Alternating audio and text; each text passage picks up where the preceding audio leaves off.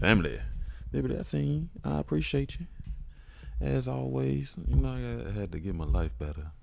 Together a little bit. Hey, listen, side note. Man, I'm probably going to have to get a phone. Oh, shit, I forgot I'm out here keeping it gangster. If y'all was wondering how I keep it 360. Oh, God, that's how I do it. Little coconut oil, keep them sexy. What does that say? But what was I doing? Twitch. So dead serious. I really wasn't trying to spend the money till later in this month, but I think I'm gonna have to get a new phone. I'm gonna have to work on ordering one tonight. You did? Oh shit! Hold on. Cause listen, my phone, my phone won't even charge past 16%. This is so shameful, Lord. It's so shameful. Yeah.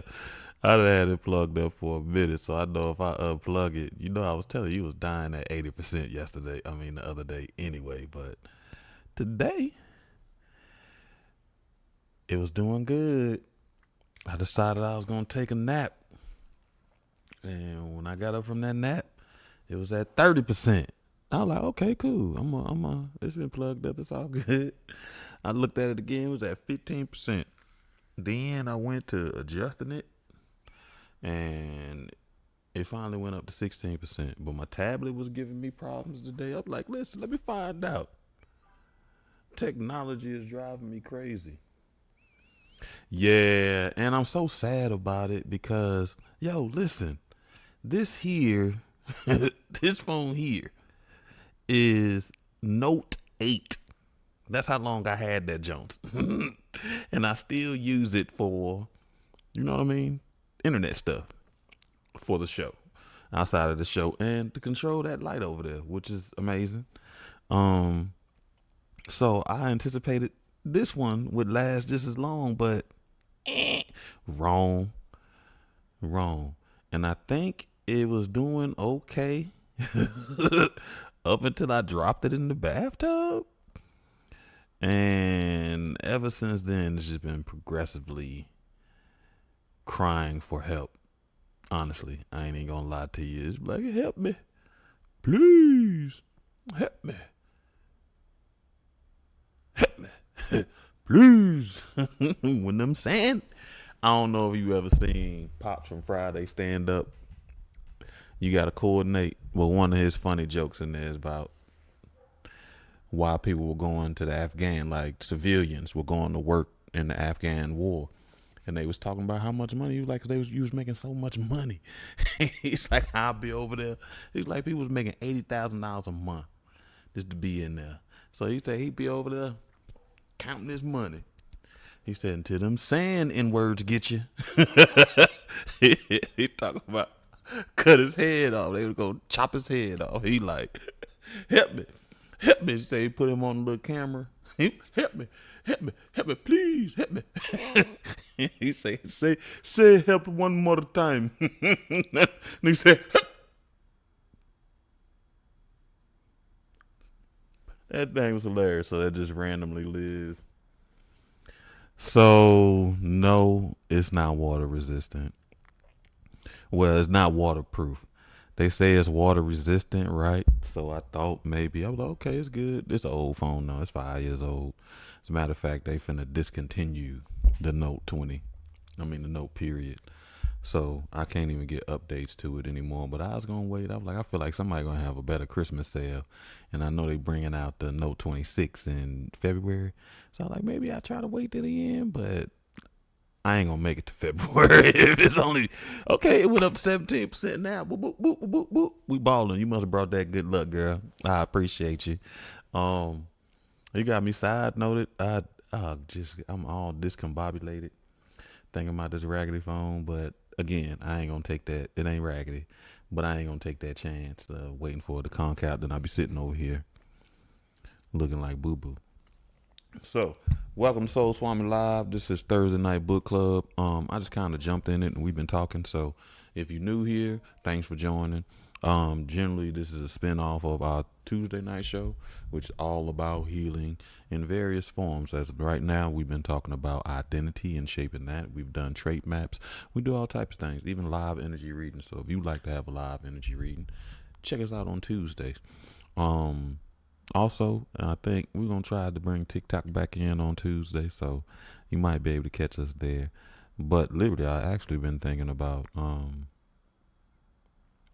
what can I add to book club? Because book club has to be. I need some sort of opportunity for more interaction outside of nothing. Because Thursday night, there's no opportunity interaction. Like even your comments, um, you know what I mean, be limited. So I got some questions. I was like, this is what we're gonna have to start doing. Maybe I will make it some sort of discussion and bring people up and we'll talk about it. I just don't know how I'm gonna do it. Maybe I'll get a select panel and bring you up there because I know you don't mind being on a panel a little bit. But one question that I thought was pretty good was, in one word, how does this book make you feel? You know what I mean? Yeah. So we're gonna have some icebreaker questions. Not icebreaker questions, but some questions before we get started. So generally, if you hear, I thought about your baby too. Side note, I know it seemed like the Liberty Show, but I don't care. So this week, generally the beginning of every show, we do some energy work, and this week we are on the crown. Whoop, whoop, whoop. The color for the crown is purple, violet, hence the purple lighting. So if you are into light therapy, you want to spend some time in the purple light, or if you're in the color therapy, you want to wear some purple clothes. I got on my macho man today. macho. Ooh yeah. Listen here, brother. Right. Um, I appreciate you, and I don't think that's what some people understand. As a matter of fact, I was talking to Ali about you, and I was telling him, somebody admitted that they hear the love I have for you in my voice when I say your name. And I was like, I tell him that ain't even her real name. You feel me? So imagine if I said her real name, right? But he said something that was very, not just something that just made me pause. I'm like, okay, that got a valid point. And he was like, yo, they don't understand. She been there since day one. Valid, right? And then you said I know you do what you can to be able to support me, and I think that's one of the things that really kind of trigger some people. You know what I mean? Because some people want to be supportive with a lot of things, and they just don't always know how. I even had to talk about it with my homeboy. Well, in men's group, one of my dudes had a great change where he cut his hair and he was talking to various people, and he expected some of the people that he cared about to say something. And I talked about how that fight, flight, or fright shows up in various different ways, right? And sometimes we always think about it as danger, like somebody about to, like, it's physical danger, right? But we also talked about how the body confuses the familiar with safe. So anything unfamiliar is going to be dangerous, right? So I can imagine, Liberty, you've done it before. You grown your hair, people get used to you with your locks and all that. Then all of a sudden you show up with all your hair gone. Somebody's not going to know what to say because that's no longer safe to them. It's a dangerous place, and that fight, flight, or fright freeze up, have them in there. So I think some people want to support. It's just like some people watch and don't ever say anything. I appreciate the support. You support in the way that you're comfortable, and when it winds up getting a little gray is on the comparison stuff. So I think some people are like, well, I want to support like that, and I don't, or anything like that, but I don't care. I've been having some clarities. I got something to share with you all too. I'm just talking. Ain't we supposed to read tonight? Jesus Christ. So if you are into essential oils, okay, scratch. Let me start. Your crown is good for your consciousness. It is good for your spiritual connection. and it is good for your sacred knowledge, that just that universal knowledge where you tap in, where you just like, I don't know, it just feels like the truth. That's what they're talking about. If you are into aromatherapy, you want to think of things like frankincense, rosewood, myrrh, sandalwood. And if you are into crystals and gemstones, you want to think of stuff like selenite. I was working with my knife last night. Amethyst, moonstone, diamond, clear quartz, things like that. So I thought about your baby, and we ain't gonna do the bowl this time because I don't want to hear it. And it's funny, right? This is so hilarious because a couple of weeks ago I said I want to start doing something a little different with book club. I just don't know what it is. And then next week your baby was like, "Boo! Stop the bowl! Boo! Boo the bowl! Boo! Boo!" She was like, "I hate that bowl." She was like, "I don't want to hear that no more." And she the only one like, listen, you know how we work on energy. I had a question and the universe answered. First thing you need to do is stop banging on that bowl, right? I'm still gonna bang on that bowl because I know little kids be a part-time hater, but there's some validity in there because it's the same thing every week, which is good for routine, but it isn't always good for building connection. You're like, man, can you do something a little different? I'm tired of that, right?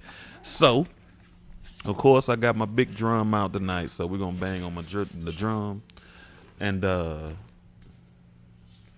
brought out my, I don't know. So ironically, I've always gotten this to be an instrument, but I have never used it as an instrument. It just kind of sits back there. So we're gonna use one of the new ones, and it ain't even the new ones, but the Deste. Hello, stop, man. What you got going on with your life? Here we go.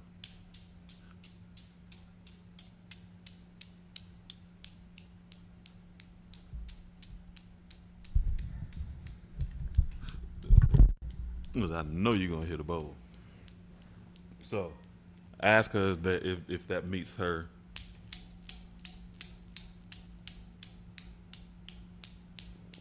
approvals. Right. Okay, so we generally do some breath work, some see I'm all look, I'm all twisted. Breath work, sound, and visualization. So we're gonna start with the sound. Here we go. Then we're gonna do some breath work. I'm all twisted.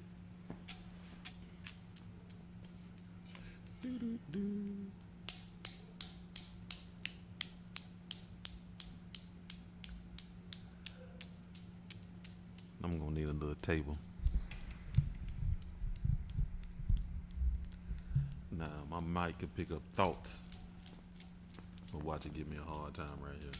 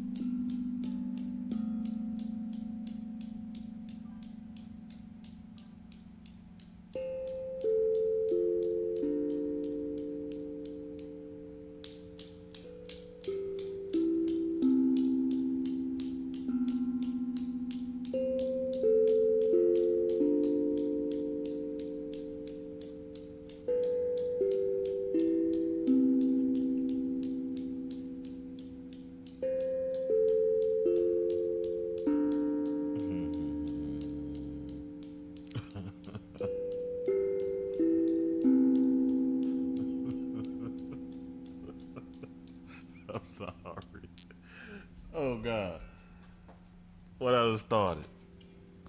Now she gonna go on some drums. You gonna have to get her one of the desktop, whatever.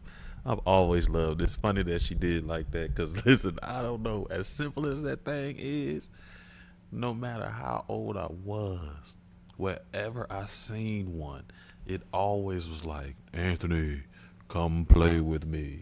So I'd always, and I was like, it's that one, and then it's the other one where it's like two stick men, and they just keep flipping back and forth. I sit there like something was wrong with me and watch that for hours, right? So I hope she enjoyed that.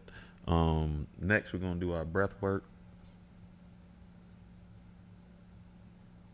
Hey, listen, it called me. I mean, it does. That's why I was like, I don't know what took me so. As a matter of fact, I got a little one. So whenever you come to get some work, or whenever I see you again, I got one for her that she can have. You know what I mean? To get it started with a little. It's a. I'll show you.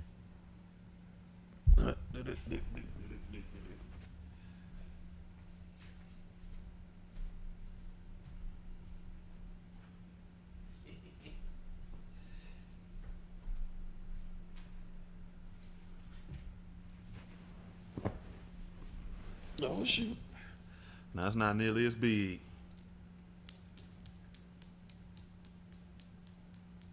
but it's a good starter. I paid some good money for the good one, as you can tell. I think I caught this, so just in case you can't wait, I think I got the little one from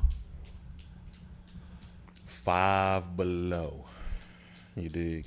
So, what we gonna do? Breath work. What you wanna do? I was doing triangle breathing over yesterday. Um, 478, 444, 333, 369. Yo, 478 is hard. I want to do that again. It is. It really does make you focus. I think I want to do that. Fantastic. I got you covered, shawty. I know what kids like. I know what they want. I'm gonna buy some more instruments too, so I might pass or something. You know what I mean? As I upgrade, cause I need to get a new rain stick. I don't get to that one anyway. But so I think we're gonna do 478. 478 breathing exercise is you breathe in for 4, you hold for 7, you breathe out for 8. It is a difficult breathing exercise because that count is crazy. How do I bring in enough air for a 4 count that I can hold for 7 and blow that out for 8 count, right? So I wind up sucking in so much air on the 4, then on the 8 I don't get it out enough. Holding on to 7 is the easy part, but it's the 4 and the 8 that winds up challenging you. So if you've never done it before, all you gotta do is just listen to the sound of my voice, and I will guide you through. Again, you breathe in for a 4 count, you hold for 7, and you breathe out for 8. On the count of 3, family, we'll start. 1, 2, 3. Breathe in 4, 2, 3, 4. Hold 7, 2, 3, 4, 5, 6, 7. Release 8, 2, 3, 4, 5, 6, 7, 8. Breathe in 4, 2, 3, 4. Hold 7, 2, 3, 4, 5, 6, 7. Release 8, 2, 3, 4, 5, 6, 7, 8. Last time, family. Breathe in 4, 2, 3, 4. Hold 7, 2, 3, 4, 5, 6, 7. Release 8, 2, 3, 4, 5, 6, 7, 8. Okay, family. As you're sitting there relaxed, I want you to think about your thoughts, clearing some of the negative thoughts, challenging some of the ideas that don't allow you to live in your authentic self. And as you remove that negative energy out your life, I want you to, out of your thoughts, I want you to repeat these affirmations with me, after me, and add them to your thoughts. Make them a part of your daily being as a reminder to authentically live your life. I am divine. I am connected to the universe. I am at peace.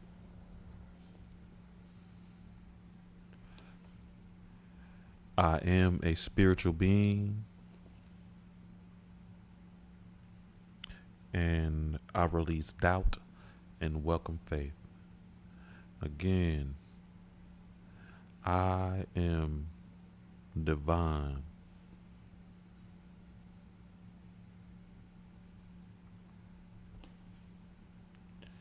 I am connected to the universe. I am at peace. I am a spiritual being. I release doubt and welcome faith. I am is the shortest complete sentence. And one of the more powerful things is, so as you think, you become.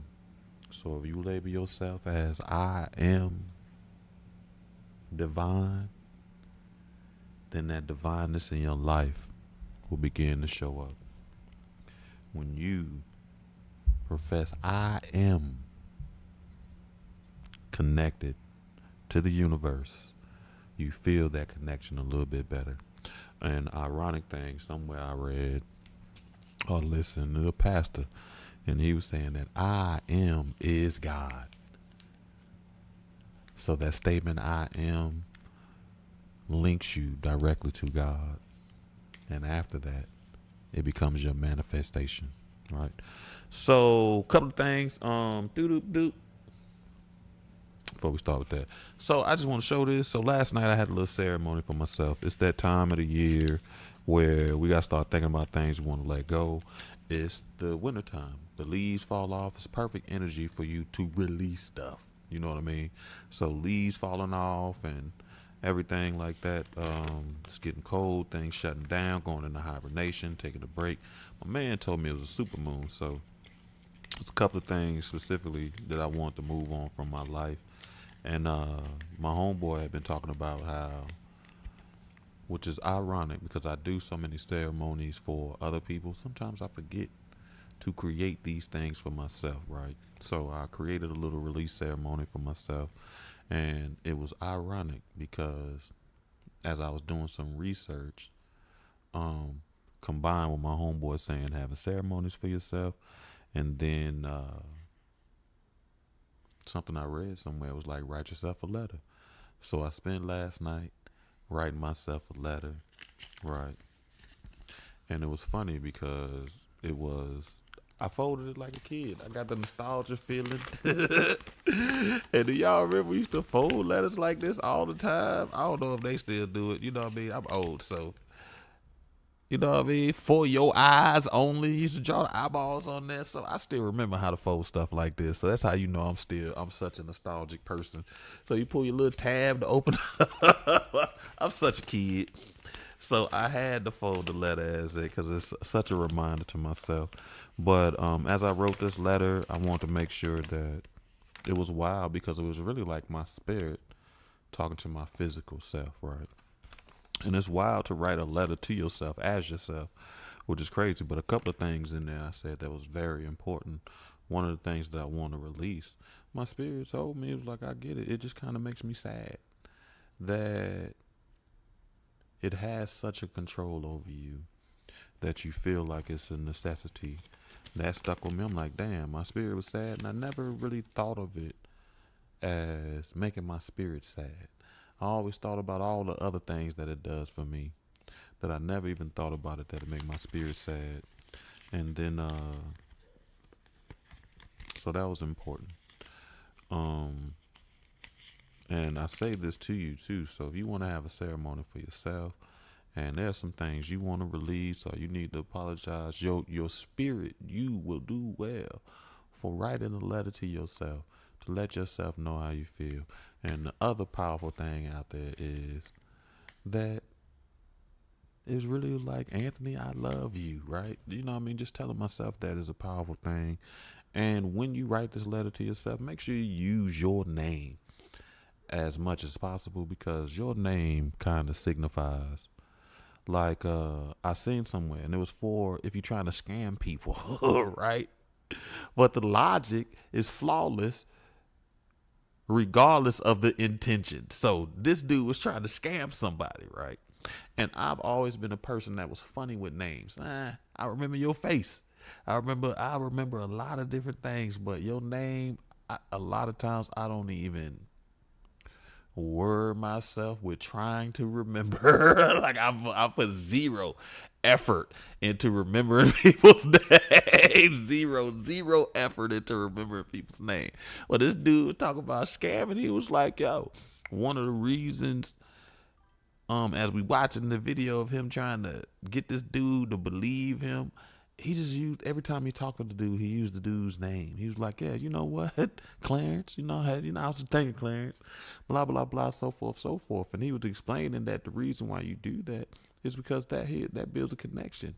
Subconsciously, it makes people feel like they're important, right? Whether we know it. And it really does. If a person takes the energy to remember your name, that seems like it's some sort of value. So your unconscious spirit will respond to that in a way that you never imagined. So if you think it's a time to release, even if it's just not a time to release, just some time to connect, you want to write a letter yourself is a good option.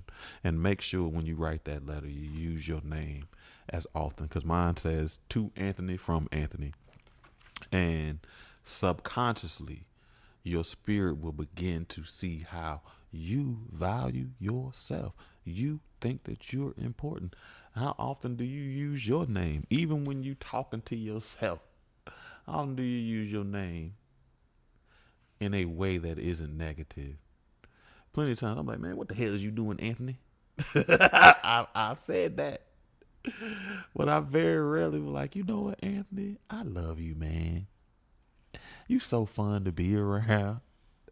And I do feel like that about myself. I am fun to be around. I trip myself out. Other people enjoy being around. But I never really say, Anthony, you know what? You're really a great guy. Right?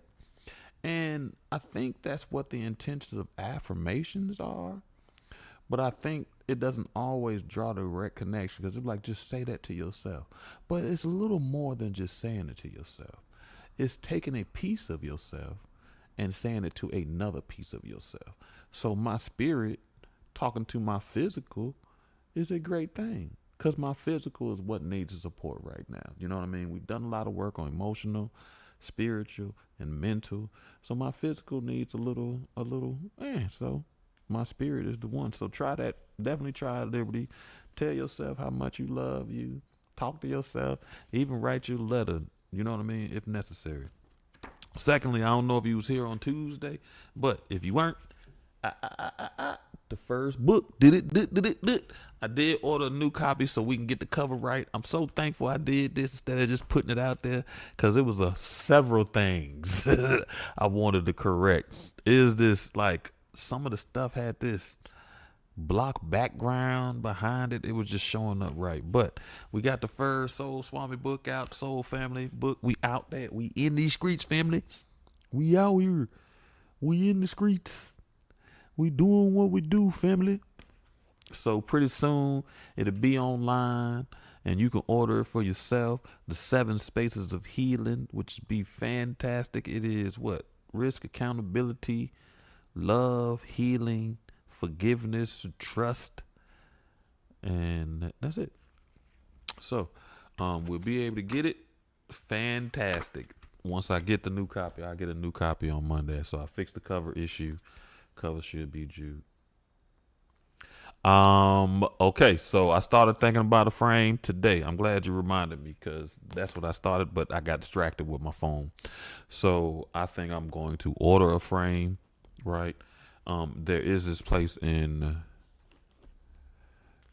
the city that I live that does framing, and I used to ride by that place all the time. It's by that Berry Hill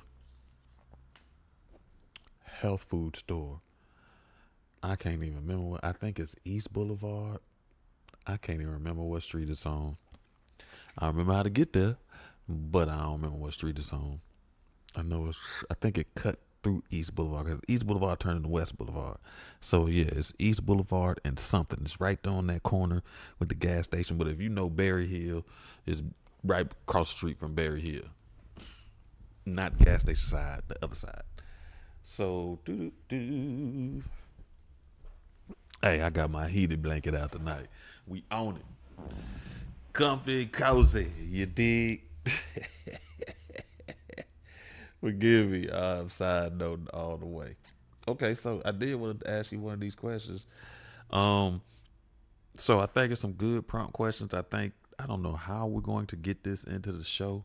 I gotta think about it. Think about some ideas. How can we incorporate this? Initially, I thought about we read the book and then the end of the book we have this. I don't know. You know what I mean? But again, one question that was pretty good. What one word to describe how this book makes you feel? Right.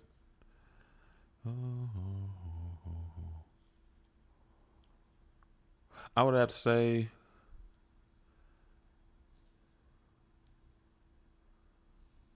this book makes me feel like a roller coaster. The one word that I would pick. Um, it just kind of emotionally has me all over the place. I feel nostalgic. I feel some frustration. I feel the angers of racism. It's just so many different things. So I think that's good because it generally shows that connected to the book. I think Charged is good too. That Charged is very, very, very good. Um, because I that's a good choice. That's why I said roller coaster. We sounded the same. Charged is good because it does. Sometimes I'm like, I told you it has me on that. Oh my God! You know, whenever I'm tripping hard, what's the song I always sing? We're not gonna take it. Oh no, we ain't gonna take it. That's how the book makes me feel. I like that song. It's like kicking the desk over and throwing your books because school is over. I think Charles fantastic. Let me see.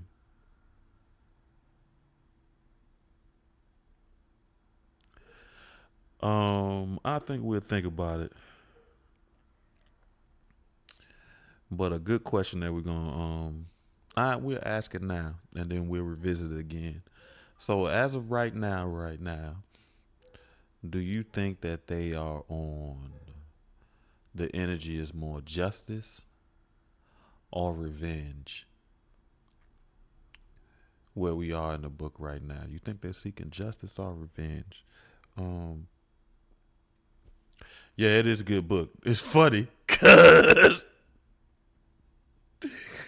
listen, you and AI might be friends because I asked AI, and AI was like, "Look, if you're trying to do a series, read Blacktop Wasteland next." So AI was like, "Deal with that, dude.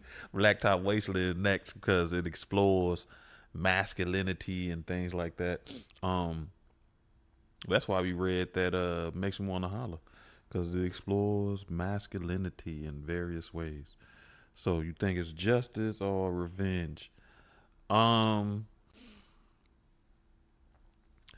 I'm okay. So I'm still kind of on justice right now, but as the beef increases with the motorcycle gang, it's definitely about to be revenge. I'm mad. Get down with my girlfriend. That ain't right. Right. So I definitely see revenge, but we'll revisit that again at the end of the book. Let's see how we felt.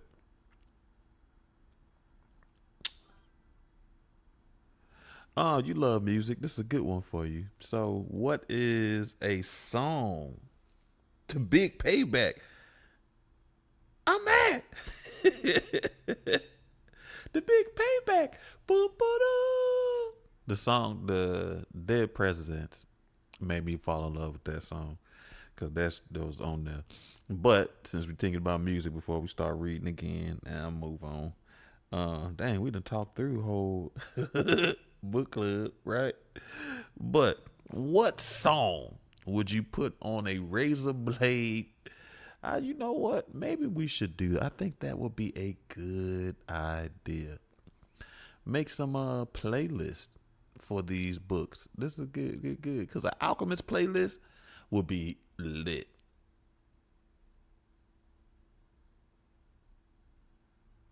A Razorblade Tears, that Kennedy Ryan book, even though it had too much gratuitous nastiness in it, I do think a playlist for that book would be dope, right? So, what is a song? Okay, well, there you go. I already got my song. The Big Payback would definitely be on that playlist. Gotta get back. Revenge. You heard? Doo, doo, doo. What song would you pick? What's a song that you think would be good on a Razorblade Tears playlist? Fantastic. Everybody watching, don't be afraid to comment. I don't bite. This ain't the it is. I ain't even gonna lie. It is the Liberty and Soul Swami show sometimes, but everybody's welcome. I know some people just be looking, but don't be afraid. We only bite on Thursdays. All right, we're gonna get this party started since I done talked enough side note and played enough music. I need to blow my nose. And that is going to bother me. Lord, I ain't even gonna lie, listen. Um Now I definitely ain't got time to be ordering no watch and a tablet. So I need the tablet to get his life together. But the ironic thing, I ain't in Washington. This ain't Washington. I ain't there, man. Listen, I can't even tell you. Last time, yeah, it's not gonna work because I'm not trying to be sitting around sniffling the whole time. That's gonna drive me crazy. You dig?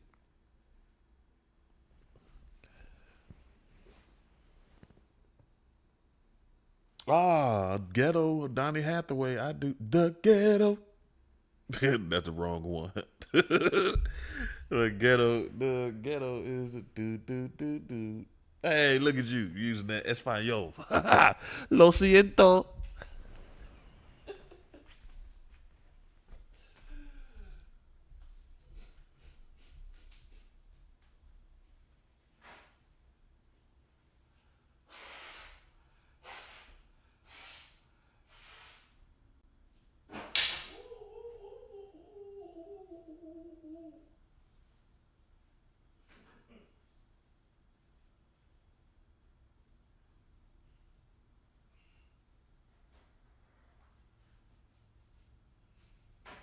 The ghetto. Doom doom doom doom. Doom doom doom doom. The ghetto. Doom doom doom doom. Doom doom doom doom. All right. Lo siento. I still love Lo siento. Um, it is nostalgic, and I use it like everybody knows what it means. But listen, when I first started working in Roseboro, North Carolina, I worked with a lot of Spanish speaking families. And my Spanish was muy malo, malísimo. that's how bad it is, malísimo. Even though this girl told me, she's like, pero yo hablo. She tried to make me feel good, and I appreciate that, but I know it's bad. Man, but we would mess up so much. We was just a new program. We were making so many mistakes. These families being there so mad. And then here I come talking about Lo siento, lo siento, lo siento. I had to say I'm sorry so much. Lo siento, lo siento, lo siento. So I still say lo siento when your feelings get hurt. I'm like lo siento. So if you don't know what lo siento means, now you do. It means I'm sorry. Lo siento. All right, family, we're on chapter 29.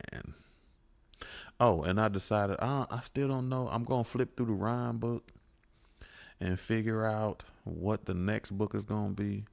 But I think a good path right now is I might be able to drop a book every year. For sure, for sure. The next book is going to be a lot more intense. So I know it's going to take at least I don't know. It might not take me no year, but it's going to take a lot more work. And this short book took a ton of work. And then writing that book helped me be able to really visualize how to write a book about my life. Like people always tell me, you should write a book about your life. You should write a book about your life. People act like sometimes people act like my life is amazing. And I'm looking at them like, what are you talking about? This is a normal life. And people be looking at me like, no, it is not. There is nothing normal about your life. Which ties into me getting to a space me and OG talked to me and my homeboy talked about today. And even Tuesday night where I'm getting comfortable with celebrating myself and allowing others to celebrate me. We laughed about it today. I was like, somebody tell me they want to celebrate me before. I'm like, hold up. You got to do it on my terms, which is crazy. So now it helped me shape that because I actually can see myself as a writer now. Shit ain't no, I mean, for real.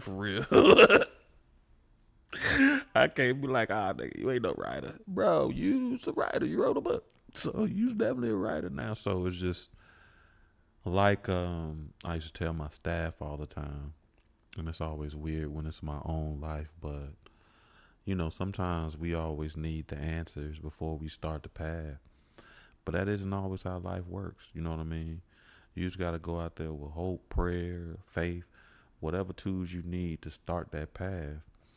And I used to tell my staff, like, sometimes through doing the work, the path becomes clear. You know what I mean? So as I do more work, the path does get a little clearer because, we start to hear like, what the hell is going on? And you know what? Valid. Hey, even though it might be my worst tattoo, well, I definitely did get Urban Grit tattooed on my forearm. I mean, look, it's so bad I can't even see it.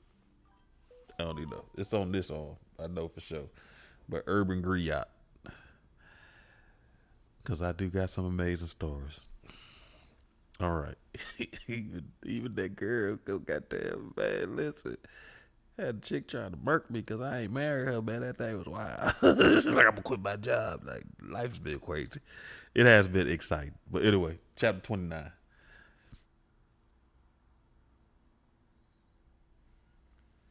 Hey, you know what's funny that you said that, Liberty? Dead serious girl. Next time I talk to Ali, I might just call you and we just have a 3-way conversation because we talked about, I actually talked about me recognizing through my ceremony last night.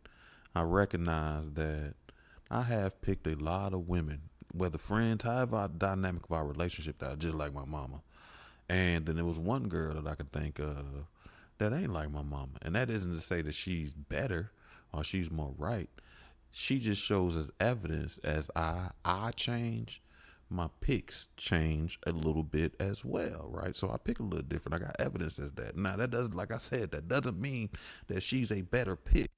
she is just evidence that I ain't picking people that did like my mama, handle all their problems like my mama. I'm not picking things that are familiar because my nervous system, my spirit, my emotions, my mental confuse that familiar behavior as safe, right? And as we were talking about one of the soul family that I'm really considering letting go, I said Ali, I was like, one of the issues is she's always been intimidated by me. You know what I mean? In a lot of various different ways. And he said something later on that I said too. I was like, so she's always been intimidated by me, right? And I have to acknowledge that, in some spaces I can be intimidating. And then, like I said, the same thing you said, and then I go and write a goddamn book. Like, if I wasn't intimidating education wise, I got all these degrees. Then if I wasn't intimidating career wise, it'd be like, man, God dog, if I wasn't intimidating travel wise, if I wasn't intimidating this way, like I got all these things. Like street knowledge, education, all this stuff. And then on top of that, I'm gonna go write a book. Like, bro, what is you thinking? Like, some people write a book and they don't got half the stuff I do. Like, bro, you done already did everything. Then you go write a book too. So I recognize that I like the way that you said it, because what I said was it takes me to another level of intimidation, right? Now, I do think that that is still valid. I just like describing it as the language that you said. Now I'm even more amazing, right? And I know there's a cost that come with that. Because as a matter of fact, what Ali said, what my man said, is something that's true. He said one of the reasons why the soul family feels intimidated by you or intimidated by some things is because they're in competition. Facts, right? And I said to that person, one of the issues is that you always comparing yourself. Why are you comparing yourself? Why are you comparing yourself to me? You feel me? I just be chilling. So that competition drives you crazy. That thing winds up having intimidation, all that. But I appreciate that. I I I think I done got another level of amazing too. Sorry. Listen, hey. It that's and it's funny because that's how I receive it, right? And it's ironic that you said that because I do think it should be less of a competition, but a model of a path that you can take it. The people around you can show you what's possible in your life because we connected as an energy. So the fact of the matter is, no lie, I took my OG I told my OG I wrote a book. I remember when me and him sat on his couch and talked about the idea of the seven spaces. And that man looked at me like, man, it's crazy. So now he look at me and like, oh, you really brought that shit to life, G. You really, like the alchemist said, have the power to make your dreams a reality, right? And the reason why I can do that is because the people around me have that energy as well. We all connected. We cut from similar cloths. So I think that it winds up serving as a model of what's possible in your life. Because a lot of times, if you don't see it, like, man, people who know me gonna be like, bro, if Peanut can do it, for real, they gonna be like, if Peanut can do it, I know this. I trust me. I done been with people and both of us had bullets flying by our heads. Like, pew, pew, pew. Like, yo, it's those bullets. You know what I mean? So, like, if Peanut can do it, I can do it too. So it is. We talk lead by example, and everybody needs a model in their life. But for people to see it as inspiration, they also have to get to a certain level of heal, right? Where they acknowledge their triggers, they acknowledge their what's they acknowledge their the way they discourage themselves from doing things. Like, you got to acknowledge these things. So, you know what I mean? That's why they say imitation is the sincerest form of flattery, because you doing something like that inspires other people. So then sometimes it wind up does looking like imitation, but either way, it definitely should be inspiration and not competition. But I don't think they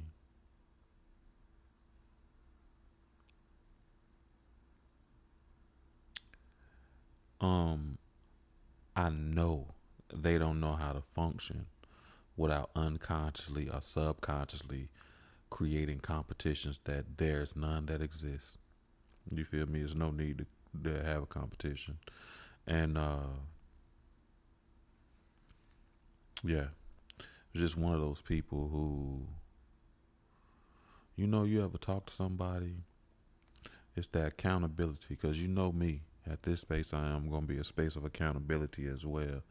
So you run into these people, and when it's time to be accountable, like I admit, like, yo, you did something, I'm disappointed in what you did. They spin that, and now they're hurt, and they make it all about themselves. I grew up like that. Like any mistake that my parents made, you cannot call them on their mistakes.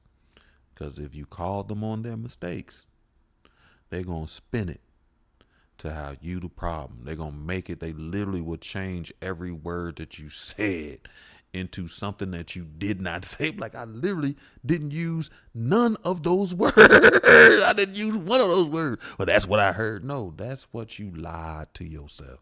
Right? Anyway, we are gonna read something tonight. At least a chapter, because me and Liberty done talked this whole this whole time. Lord of mercy. Lord of mercy. Give me something. Okay, Liberty, here we go. Buddy Lee had hopped on the interstate and taken them out of Richmond. He took the first exit after they cleared the city limits and pulled into a gas station. He barely shut the truck door when he barely shut what? He barely shut off the truck when he opened the door and vomited. It looked like a child spit a can of red and green finger paint on the ground. I think that fella turned my liver sideways, he said when he was done. Ike wound the window down some and checked his face in the side mirror. There was blood on his face. His chin was swelling like a pufferfish. He touched the back of his head. The baton had opened the wound the kid had given him with the chair. Yeah, they fucked us up pretty good, Ike said. Tried, Butterly said. What? I said they tried to fuck us up pretty good. I know that's right, because, yeah, if they would have, y'all wouldn't be rolling off. You need to check the mirror, Ike said. Butterly lay back against the bench seat. I'm not saying we ain't taking no licks, but we still here, ain't we? Facts. A lot of people used to run that we used to run with a gun. Now, I ain't much on religion, but like you said, everybody's got a skill. A thing they put on earth for. Maybe this is why we still around, to finish this. Buddy Lee saying, laying his back against the headrest. Ike wasn't sure if he was hyping himself up or Ike, but he had to admit Buddy Lee had a point. They both went quiet as their bodies registered the pain that was sure to get worse as the day gave way to night. That knife means a lot to you, doesn't it? Ike asked, finally breaking the silence. Buddy Lee pulled out the jackknife out of his pocket. He held it in front of his face and stared at it for a long time before he spoke. It belonged to my daddy, Buddy Lee said. He didn't offer any other explanation than those 5 words. Ike didn't need one. I feel you. I listen. I got it. I got a watch of my daddy's, boy. And even though I don't get to wear it like I want to, I get it. It belonged to my daddy. The knife had belonged to Buddy Lee's father. That explained it all. Ike changed the subject. He knows where she is. He wouldn't have gone through all this if he didn't, he said. Buddy Lee wheezed, coughed, and spit out his window. Yeah, but he ain't likely to tell us now. You think we could take him when he leaves the house? Get him out in the boonies and make him tell? Buddy Lee said. Ike used a crumpled up napkin to wipe the blood from his knuckles. I know a guy that might be able to help us get to him again, Ike said. Well, shit. I wish you said that before I got my ribs rearranged, Buddy Lee said. We didn't part on the best of terms. It's a long story, but he owes me. I think it's about time I collect. You want to go now? Buddy Lee asked. Ain't no time like the present, Ike said. Can you drive?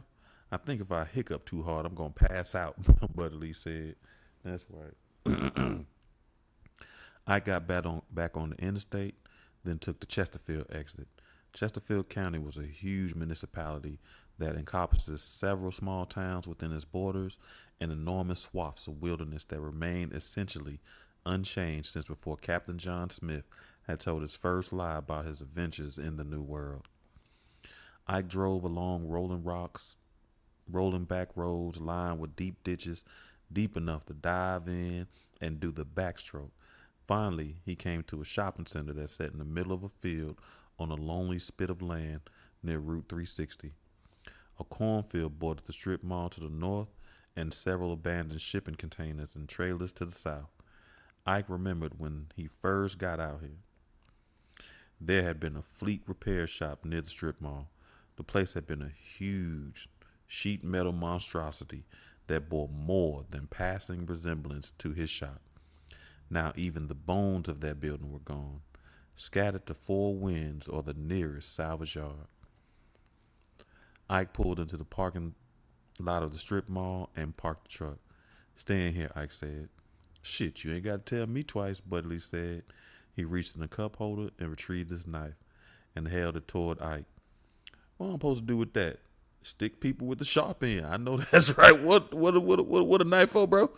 It's time to, in case you got it. Hey, like Cameron say, like, "I got something to get you up off me." You know what I mean? I'm gonna get you off me. You feel me? You had to poke you. "I ain't gonna need that," Ike said. "Look, you said there was a long story to this shit. In my experience, that usually means shit didn't end all copacetic. You don't need to go in there walking in naked, so it's either this or a gun," Budley said. Ike's eyes settled on the knife. Maybe he should take it. How long had it been since he talked to Lance? 10 years? A lot of things changed in that time. People forget their debts, their loyalties, change and shift like smoke. The knife would be protection. The gun would be an act of aggression. It would. Ike grabbed the knife and put it in his front pocket. "I'll be right back," Ike said. "Ain't like I was going to run a marathon. Just don't lose it," Buddy Lee said. Ike gave him a look. "You ain't got to worry about that," Ike said. "I know that's right. He ain't got time to be having no beef with Buddy Lee over his daddy knife." Ike heard the robotic ding of a doorbell as he entered the barbershop. There were 5 chairs with 5 different men and boys of various ages in them.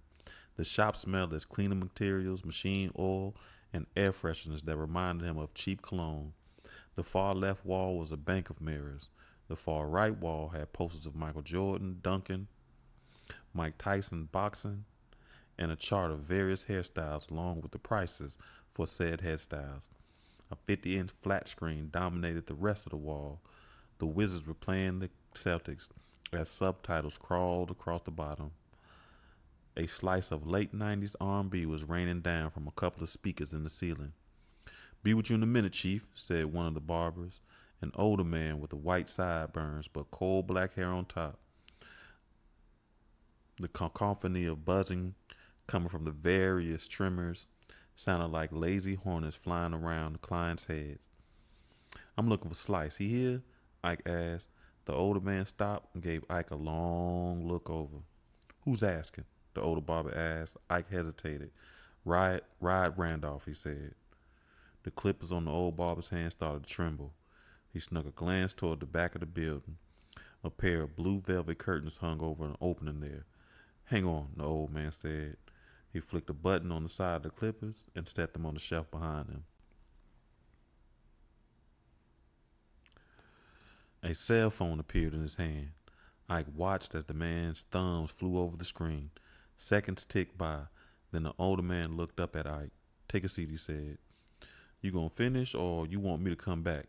the older barber's client asked. The rest of the guys in the shop burst out laughing. "Slow your roll, young buck, or my Parkinson's might kick in," the older man. Boy, thrash his headline with the shakes. The older barber said, "You ain't got no Parkinson's, Maurice. What's up with this? Listen, I don't know what's up with I don't know what's up with Maurice, but I have been between TikTok with Cat, this book, just randomly, that name has been ringing true. I've been hearing it so much. Maurice. Maurice, which means of Moorish descent. So I love that. But that's what I tell people when they ask why I chopped your head up, though.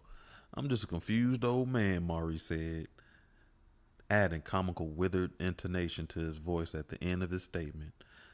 Another burst of laughter filled the shop. Ike sat in the last chair in a row of chairs bolted to the floor and to each other. Ike felt a hair tickle his throat. He coughed and grimaced. The muscles in his chest felt like they were wound tight as a fishing reel. Every breath made him wince. The pain in his body was getting close to matching the pain in his soul. Look at this shit. Man, I don't know why they got this stuff on TV. A large man in the third chair getting his beard dyed said. He pointed at the flat screen, bringing his hand from under the smock covering his upper body. Ike followed the man's fingers and saw a commercial for a show about a drag competition. What you talking about? RuPaul's Drag Race? What? There will be no RuPaul slander. You heard? You know why it's on. White folks love seeing black men in dresses. It's a whole thing about feminizing us, making us weak. The barber dyeing his beard said. It's a conspiracy. Huh, Tyrone? A young light-skinned brother working on a client's lineup said, oh, you don't think they want us, our women, quote, unquote, independent, and our men weak and gay? That's how they keep us in line. It ain't paranoia if it's true, Lavelle. Tyrone said. Lavelle laughed. Now you sound like one of them super woke brothers on YouTube in the kufi hat, Lavelle said. Look, I don't care if they gay and shit, but why they gotta be all over the place with it? They getting out of pocket with that shit. The man getting his beard dyed said. How they rubbing it in your face, Craig?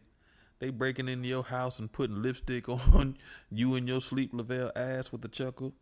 You know you sound a real suspect, Lavelle. You got some sparkly high heels under your bed, Craig asked. Yeah, they your mamas, Lavelle said. Maurice brayed at that remark. For real? Though them boys up there, they the result of the government splitting up black families, made welfare more attainable than living on one income, made women think that they ain't need no king in their life. That's how you get niggas in wigs and makeup prancing around like goddamn Tinkerbells, Craig said. Nah, loosely, because they've always been a part of history. As a matter of fact, never mind, don't let me get started. Not to say I'm writing for it, you know what I mean? Hey. You know, he lost 3 points from me when he ain't know that original that original give me one more chance. Biggie, give me one more chance. Biggie, give me one more chance. Right? That gets me. Oh God. I don't think that's how it works, man, Lavelle said. Craig snorted. Let my boys come home talking about that shit. They gonna be living in cardboard box down by the river. And there you go. That's your problem. Nah, bump that. I'll beat the shit out of them. Any man let his son grow up, he done failed. It's like Chris Rock said, your only job is to keep your daughter out the pole and keep a dick out your son's mouth. Craig pontificated. I watched a bunch of his HBO specials, and he ain't never say that last part. He didn't. He definitely ain't say that. I seen that special. He definitely said keep your daughters off the pole. And if your daughter hit the pole, you have failed as a father. And that has nothing to do with sexuality. Right? Right. Why are you thinking about a dick in your son's mouth? You need therapy, Craig. Valid. Valid. Forget you, Lavelle. That's why I get Tyrone to cut my hair, Craig said. One more round of laughter filled up the shop as the conversation moved on to the Wizards' chances, or lack thereof, against the Celtics. Ike gripped the sides of his chair. A dull ache worked its way up from his hands to his forearms. He realized that the chairs in the barbershop were similar to the chairs he'd seen in the police station. Ike used to like coming to the barbershop before he started losing his hair and took to shaving his own head. The agile banter, the casual camaraderie, the give and take of friendly insults and jab, it was all a part of the character and culture of the barbershop. Many times he thought of it as the last place you didn't have to apologize for being a man. Mm, interesting. Excuse me. You didn't have to apologize for being a black man. Valid. Now that I get to you. You know we do some wild stuff in there. This conversation showed him that there was another side to the barbershop. A side he'd always known was there but had dismissed it. It could be a place of circular logic where obtuse thinking was confirmed and reinforced by pervasive groupthink. Yeah, you had some brothers like Lavelle going against the tide, but for the most part, everybody got in fucking line. Did they really think boys were gay because you weren't a good father? He might not have been there for Isaiah the way he wanted to, but even he knew that didn't make his son gay. He didn't pretend to understand Isaiah's life, but he understood that much. 6 months ago, you would have been laughing right along with them. But they put a bullet in Isaiah's head before they killed your boy, Isaiah thought. You all right, Chief? Maurice asked. His eyes, he eyed Ike warily. What? Ike said. You breaking my armrest there, Chief, Maurice said. Ike released the armrest and saw he had nearly pulled off the hard molded plastic off the iron frame. A brother with a clean shaven head, the size of a basketball, leaned through the curtains. His skin was the color of obsidian. That means he's dark as me. Come on back, he said. It sounded like bricks in the washing machine. Ike got up and went through the curtains. He entered a storeroom set up to be an office, and a luxurious one at that. A large, ornate wooden desk with leather-bound chair under it. The floor covered with deep piled brown carpet. A glass-topped coffee table set in front of a plush leather recliner. A tray with 3 half-gallon bottles of gin, bourbon, and rum set to the right side of the recliner. In the recliner was a trim black man in a pair of black dress pants and gray t-shirt under a silk button-up, okay, long sleeve shirt. Tightly coiled dreadlocks fell down to the middle of his back. The clean-shaven man stepped in front of Ike. You carrying? He said. Just a knife in my pocket for work, Ike said. The clean-shaven man patted Ike down with his hands the size of car batteries. He pulled the knife out of his pocket. You get it back when you leave, the man said. He went to the corner office and leaned against the wall. I've heard that before, Ike thought. Been a long time, Ike. Thought you didn't go by ride anymore, Slice said. He spoke with a soft lisp and a hint of southeastern Virginia rolling around in the back of his throat. When Ike had gone inside, Slice was skinny, 17-year-old kid taking over the North River boys for his brother Luther. Now he was Lancelot Walsh, a.k.a. Slice, a.k.a. the man in the Cap City. After Luther got hit, they all retreated back to Red Hill. Slice had been in a bad place. The whole crew had been in a bad place. Romello Sykes and the Rolling 80s had killed Luther in retaliation for a scrap they'd gotten into at a house party in the middle of no fucking where. It wasn't even business. Just some personal dick swinging bullshit. The North River boys had gone running back home to Red Hill with their collective tails between their legs. Romello had snatched off their mask and revealed them to be wannabe gangsters they really were.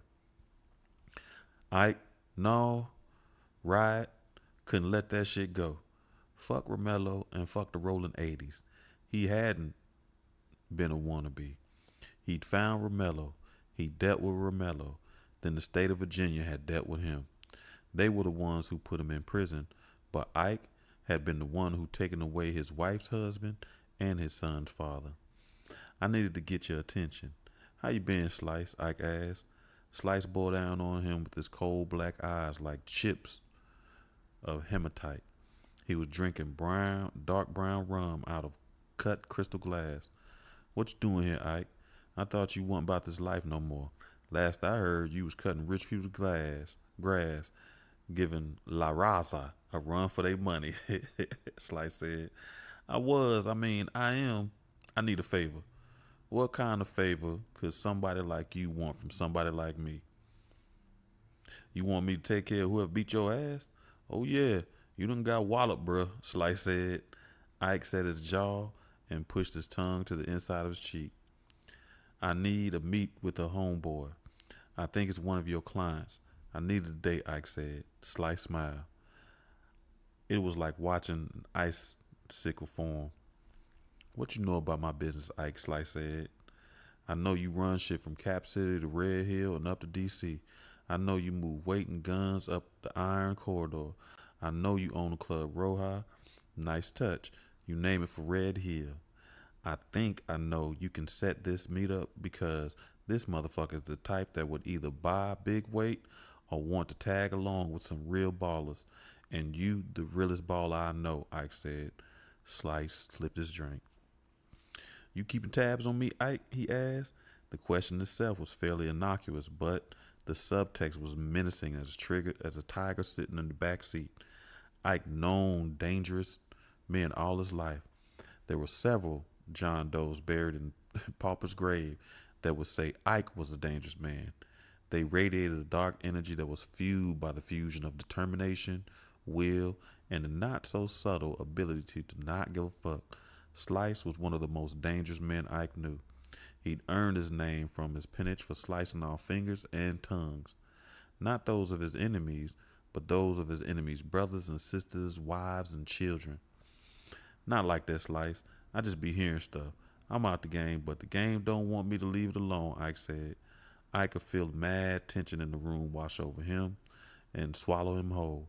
Slice stared him over the edge of his cup. Craig had spoken about kings. Ike didn't want to be a king.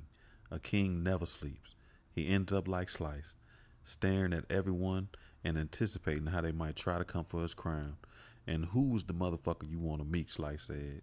He drew the word motherfucker out until it sounded like 7 syllables. Ike crossed his arm. Mr. Get Down, Ike said. Slice's eyes crinkled. He chortled. You want to talk to Tyreek? My business partner? Oh, yeah. I got a piece of his catalog. He's an investor in a few of my clubs. I put some money in that Brown Island jam he put on last year. That run has fattened my pockets a lot over years. And I got to be honest with you, Ike. It don't seem like you want to sit down and break bread with this nigga. I don't think I'm going to be able to help you out, homie. I can't have you messing with my bag, Slice said. Ike felt the spit dry up in his mouth. He'd been afraid of this. Times make loyalty thin. People shed it like snakeskin. Oh, because he your business partner? I know what you about to say, Slice said. I know you do. Cuz I was more than your business partner. I was your boy. I was Luther boy. I never asked you for nothing. Not even when I went inside. You the one who told me you was gonna make sure I was straight in there. You the one told me I had nothing to worry about. You the one said Maya and Isaiah wouldn't have to lift a finger. You said they was family. Then you sent $300 once. I put in the work. What did I get for? 4 niggas trying to punk me and a wife who had to work 3 jobs to take care of our son. While I was on some old thug life shit, Ike said. It dawned on him that he was yelling. The monster in the corner pushed off the wall, but Slice held his hand up. Shit was complicated, Ike. Ain't none of us know Melo's cousin was hooked up with the East Coast Crips. We didn't know they was running things in cold water. You went inside, and we was fighting for our lives out here. Shit got real fucking hectic. Did I fuck up with Maya and Isaiah? Yeah, and that's on me. But let's be real. Ain't nobody put that gun to your head and make you go find Romello and beat him to death in the middle of the street. That's on you, Slice said. Ike took a step forward. Yeah, that's on me. I killed that motherfucker with my bare hands in front of his mama and his girl. I went to prison for 7 years and left my family. I own that. But I did it for your brother. I did it for the North River boys. I did it for you. I did it because nobody else will. I care more for my clique than I did my own woman and son. I gotta own that too.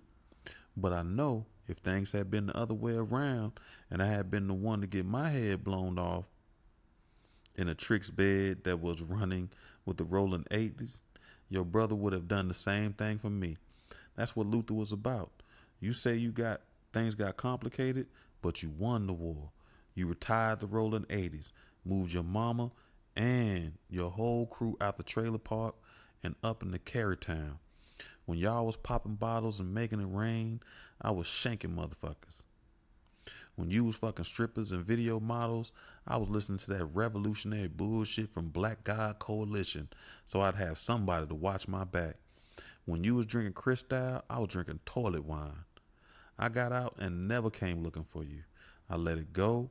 You had my wife wiping people's asses and my son wearing hand-me-downs. I made a promise to them that I would not be the person I used to be. But now I'm here and I'm asking. Nah, I'm telling you, you owe me. You owe my wife. I say you owe my son, but he's dead. And you protecting the one person that might be able to help me find out who did it. Ike paused. What you think Luther would say right now? Slice stood up and walked over to where Ike was standing. Ike towered over him, but Slice didn't seem to notice. Ike dropped his hands to his side and spread his feet apart. He made a mental note of where the monster in the corner was standing in relation to him and Slice. He tensed his shoulders and waited for Slice to make a move.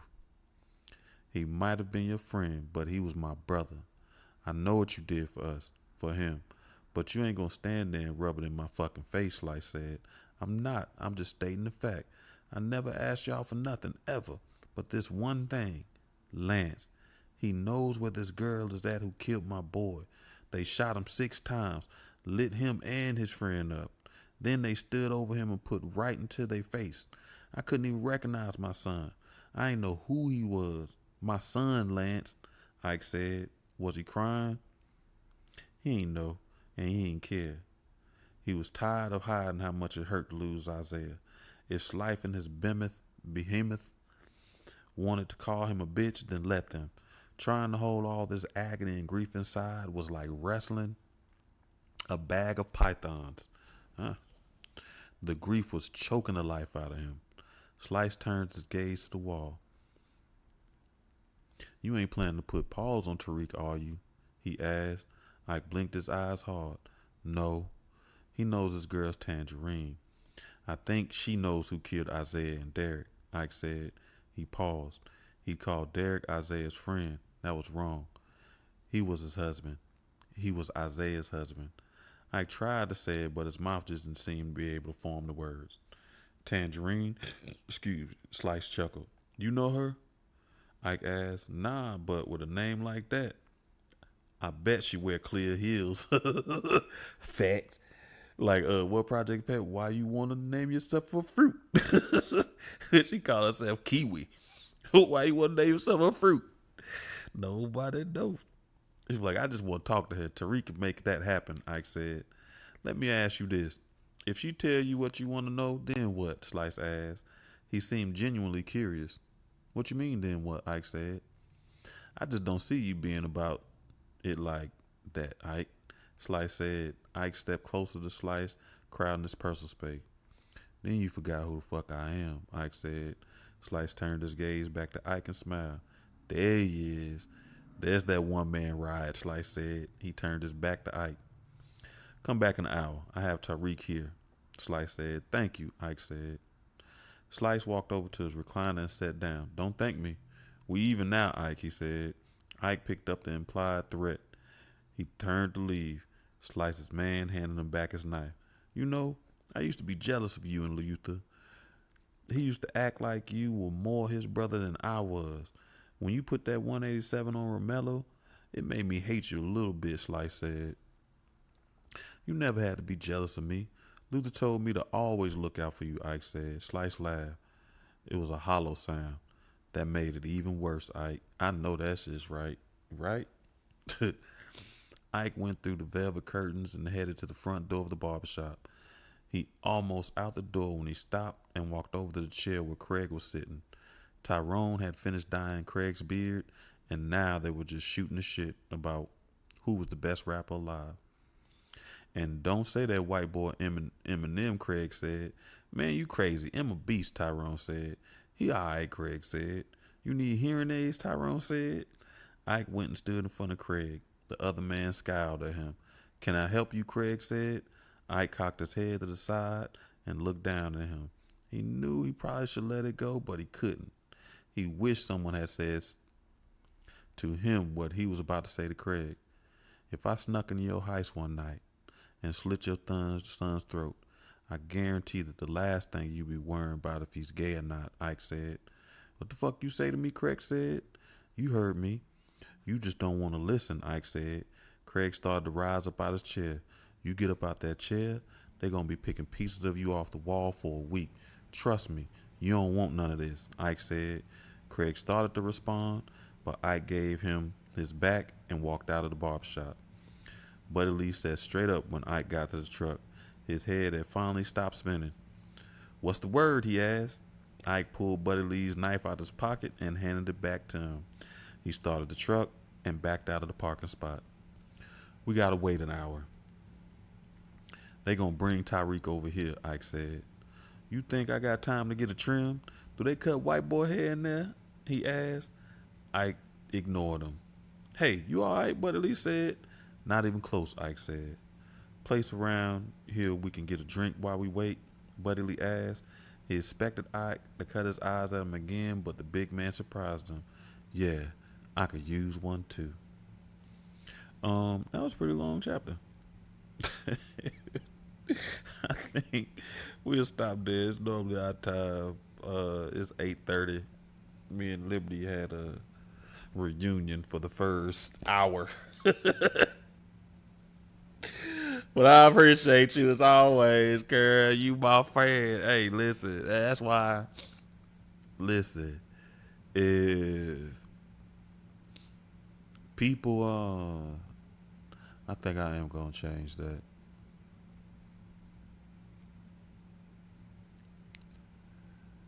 Man, listen. If people be mad at how I talk to you, I did. We was just talking randomly. It was just a bunch of stuff. I did want to talk about that. I don't know. I just wanted to talk. So I just talked to you. So, oh man. Okay, cool. It's been a great day. I appreciate you as always. You're a fantastic friend. Valuable in my life.